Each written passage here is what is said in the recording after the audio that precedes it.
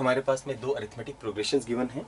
पता करना है number of terms common to both the arithmetic progressions. एक नंबर तो हमें यहाँ पर इमीडिएटली विजिबल हो रहा है, दैट इज 5। नेक्स्ट नंबर हम निकाल सकते हैं, यहाँ पर कॉमन डिफरेंस 3 है। सो 2 + 3 5 + 3 8 + 3 11 + 3 14 एंड सो ऑन। यहाँ पर 3 + 2 5 + 2 7 + 2 9 + 2 11 एंड सो ऑन। एक और हमारे पास में कॉमन आ गया है, वो है 11। नेक्स्ट होगा 17 एंड सो ऑन। तो जो कॉमन टर्म्स है वो है 5 11 17। ये भी एक एपी है। क्योंकि हमारा हाईएस्ट नंबर इस केस में 101 है, हमें बस ये पता करना है कि अगर इस सीरीज को हम आगे बढ़ाएं तो 101 तक कुल कितने टर्म्स हमें मिलेंगे। nth टर्म का फॉर्मूला क्या होता है हमारा अरिथमेटिक प्रोग्रेशन में, a + n-1 × d। ये nth term should be less than और इक्वल टू 101। यहाँ a है फर्स्ट टर्म 5, n हमें मालूम नहीं है, कॉमन डिफरेंस d 11 - 5 6 है। दिस इज लेस देन 101 और equal to that. So 6 times n-1 यहाँ पर 96 हो जाएगा। सो n-1 is less than or equal to 16, therefore n is less than or equal to 17। यानी नंबर ऑफ टर्म्स जो है वो 17 के इक्वल या उससे कम होंगी, क्योंकि हमें यहाँ पर 101 जो है वो भी कॉमन टर्म के फॉर्म में आ रहा है। तो टोटल नंबर ऑफ टर्म्स जो कॉमन होंगी इन दोनों प्रोग्रेशंस में वो होंगी 17।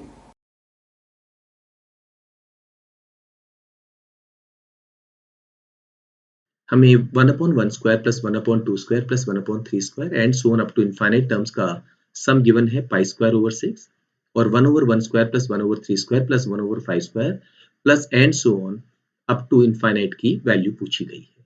सबसे पहले हम नजर डालते हैं जो एक्सप्रेशन हमें गिवन है, क्या इसे हम ब्रेक कर सकते हैं। यहाँ पर 1/2² जो है उसे हम अलग लिख देते हैं,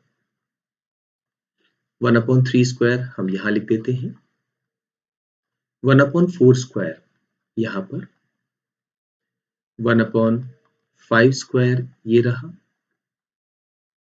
1/6² and so on up to infinite terms, and यहाँ पर भी ये and so on up to infinite terms आ गया है।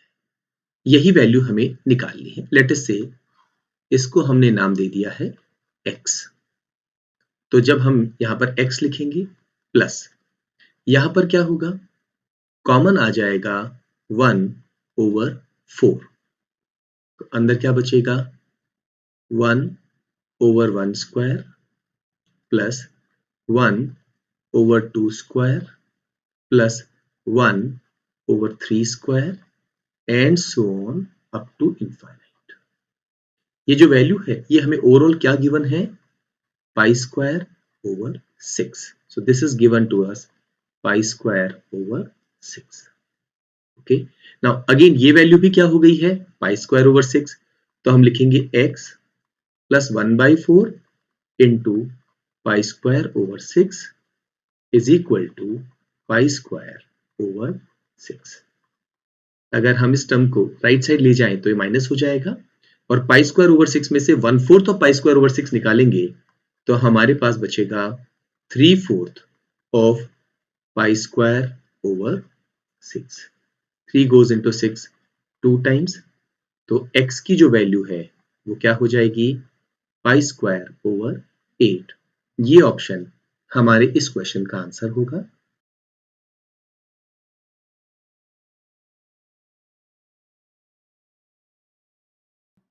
The sum up to 10 terms of the series.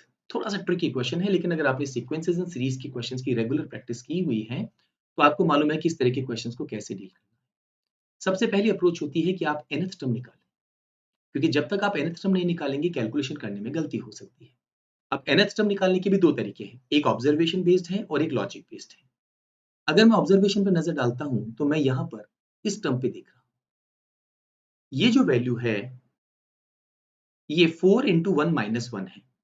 तो अगर मैं यहाँ पर 4 × n-1 लिख दूं तो आप देखेंगे n की वैल्यू 1 पुट करने पर ये आ गया, n की वैल्यू 2 पुट करने पर 4 × 2 8 - 1 7 आ गया, 3 पुट करने पर 11 आ गया। और ये वैल्यू इस वैल्यू से 2 लेस है, हर एक वैल्यू। तो ये हो गया है आपका 4n माइनस 3। अब आप n की वैल्यू 1 पुट करेंगे तो आपको ये मिलेगा, 2 पुट करेंगे तो ये मिलेगा, 3 पुट करेंगे तो ये। अदरवाइज हम क्या करते हैं, यहाँ पर हर एक टर्म के जो 2 पार्ट्स हैं उनको हम अलग-अलग लिखते थे, जैसे 1, उसके बाद में 5, 9 एंड सो ऑन। ये हमारा फर्स्ट पार्ट हो गया, इनटू हमारा सेकंड पार्ट होगा 3, 7, 11 एंड सो। क्योंकि हमें nth टर्म निकालनी है, अब ये एक अरिथमेटिक प्रोग्रेशन बन चुका है। तो nth टर्म का हमारा फॉर्मूला क्या होगा, a plus n minus 1 into D. और यहां पर हमारी nth टर्म का फॉर्मूला क्या होगा, a plus n minus 1 into D. आप इसको सॉल्व करेंगे तो 4n माइनस 4 एन प्लस 1 करने पर 4n माइनस 3 आ जाएगा। और यहाँ पर ये जो गैप है, अगेन ये गैप 4 का है, तो 4n माइनस 4 एन प्लस 3 करेंगे तो 4n माइनस 1 आ जाएगा। थोड़ी प्रैक्टिस हो जाती है तो हम ये नहीं करते हैं, हम इसको फटाफट मेंटली करने की कोशिश करते हैं। चलिए एक बार इसको ओपन करते हैं। 4n इंटू 4n ये हो गया है 16n square, minus 4n and minus 12n ये हो गया है माइनस 16n एंड प्लस 3। ये हमारी जनरल टर्म आ गई। अब अगेन इसका अगला स्टेप अगर आपको मालूम है तो आप इमीडिएटली आंसर निकाल सकते हैं। वरना क्या होगा, आप पहले a1 लिखेंगे, ये होगा 16 into 1 square minus 16 into 1 plus 3। a2 क्या होगा, 16 into 2 square minus 16 into 2 plus 3 and so. ऐसे करते हुए आपको an तक जाना होगा, 16 इंटू एन स्क्वायर, एन हमें मालूम है ऑलरेडी, 16 इंटू एन प्लस 3। अगर आप इन सभी टर्म्स को ऐड करते हैं तो sum of first n terms आपके पास आ जाएगा। क्या होगा वो, 16 1 square plus 2 square up to n square, इसको डायरेक्टली हम सिग्मा एन स्क्वायर भी लिख सकते हैं। Minus 16 into 1 plus 2 plus 3 up to n sigma n. And 3 कितनी बार आ रहा है, हर एक टर्म में आ रहा है, तो एन टर्म्स में 3n। तो यहां से यहां पर आप डायरेक्टली जंप कर सकते हैं अगर आपको गेन अप्रोच मालूम है। अब सिग्मा एन स्क्वायर का फॉर्मूला भी हमें मालूम होगा, 16 इंटू ये होता है n into n plus 1 into 2n plus 1 upon 6, okay, minus 16 into n into n plus 1 upon 2 plus 3 into n, right. यहाँ पर क्योंकि हमें फर्स्ट 10 टर्म्स पूछा गया है तो n की जगह हमें 10 पुट करना है। थोड़ा सा आसान करने के लिए हम एक काम कर सकते हैं, यहाँ पर 16 और n प्लस 1 ये पार्ट हम कॉमन ले सकते हैं, राइट। तो अगर हम 16 इंटू n प्लस 1 ये कॉमन ले लें तो थोड़ी सी कैलकुलेशन आसान हो जाएगी हमारे लिए। इंटू यहाँ बचेगा 2n प्लस 1 अपॉन 6,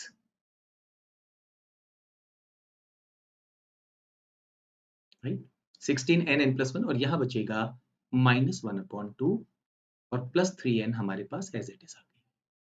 चलिए n की वैल्यू 10 पुट कर देते हैं, तो 16 into 10 into 11 into 21 upon 6। Now 21 upon 6 दोनों ही नंबर्स 3 से डिविजिबल है, तो ये हो गया 7 अपॉन 2। माइनस 1 अपॉन 2 करेंगे तो 6 अपॉन 2, ये वैल्यू हो गई 3 plus 3 into 10 is 30।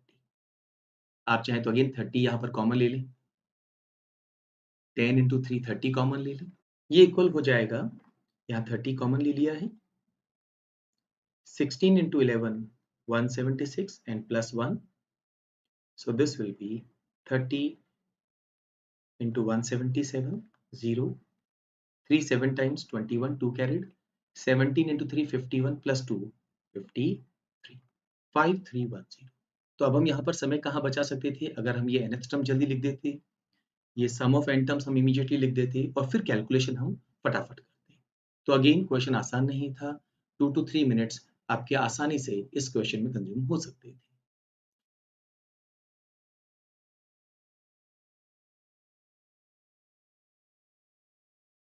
It is given that the sequence xn satisfies x1 equal to 0 और xn plus 1 हमें डिफाइन किया गया है, for n is equal to 1 2 and so on, x31 की वैल्यू पूछी गई। थोड़ा सा ट्रिकी क्वेश्चन है। सबसे पहले x1 की वैल्यू हमें गिवन है 0। Okay, what about x2? जरा हम इक्वेशन फटाफट फॉर्म करते हैं। अगर x2 निकालना है तो ये हो जाएगा x1 plus 1 plus twice of under root 1 plus x1। Okay, now x1 हमें 0 मालूम है, तो फटाफट अगर कैलकुलेशन करें तो ये हो जाएगा 0 plus 1 plus 2 into 1 plus 0 is 1 और अंडर रूट लेंगे तो 1, सो 2 प्लस 1 ये हो गया 3। तो हमारी x2 की वैल्यू आ गई है 3। Okay, what about x3? चलिए कैलकुलेशन फटाफट करते हैं। x2, ना अब हमें मालूम है कि ये x2 होगा plus 1 plus twice of under root 1 plus x2, correct. So x2 क्या होगा यहाँ पर? 3 प्लस 1 4 प्लस 2 इंटू 1 प्लस 3 4 का अंडर रूट 2, सो 2 इंटू 2 4 प्लस 4 8। x3 की वैल्यू 8 आ जाएगी। यहाँ पर आपको इस स्टेप तक आते आते मालूम हो जाना चाहिए कि यहाँ पर रिलेशन कैसा मूव कर रहा है। ये गैप 3 का है, ये गैप 5 का है, तो अगर मुझे x4 निकालना हो तो मेरा लॉजिक कहता है ये 7 का गैप होना चाहिए और ये वैल्यू 15 होनी चाहिए, करेक्ट। चलिए एक बार देख लेते हैं, क्योंकि एक बार सही अप्रोच मालूम हो गई तो फिर क्वेश्चन आपके लिए कंपैरेटिवली आसान हो जाएगा। x4 देखें तो ये हो गया है x3 plus 1 plus 2 into under root 1 plus x3। x3 है हमारा 8 प्लस 1 ये हो गया 9, और 8 प्लस 1 9 का under root 3 into 2 6 and 9 plus 6 is 15 and so. अब यहां पर आपको अगेन इन वैल्यूज को थोड़ा ध्यान से देखना पड़ेगा। अगर मैं इन वैल्यूज पर नजर डालता हूं तो व्हाट आई फाइंड हियर, एक सिंपल सा रिलेशनशिप मुझे समझ में आ रहा है। ये भी ऑब्जर्वेशन बेस्ड है, वरना इसमें फिर स्टेप्स इन्वॉल्व हो जाती हैं। जब ये 1 है तो ये 0 है, which is nothing but 1 square minus 1। जब ये 2 है तो ये वैल्यू 3 है, 2 स्क्वायर माइनस 1। 3 है तो ये वैल्यू 8 है, 3 स्क्वायर माइनस 1। 15 है तो ये वैल्यू 4 स्क्वायर माइनस 1। तो बताइए 31 पे हमारा आंसर क्या आना चाहिए था? 31 स्क्वायर माइनस 1। 31 का स्क्वायर होता है 961 और माइनस 1 करने पर हमारे इस क्वेश्चन का आंसर क्या आना चाहिए था? 960।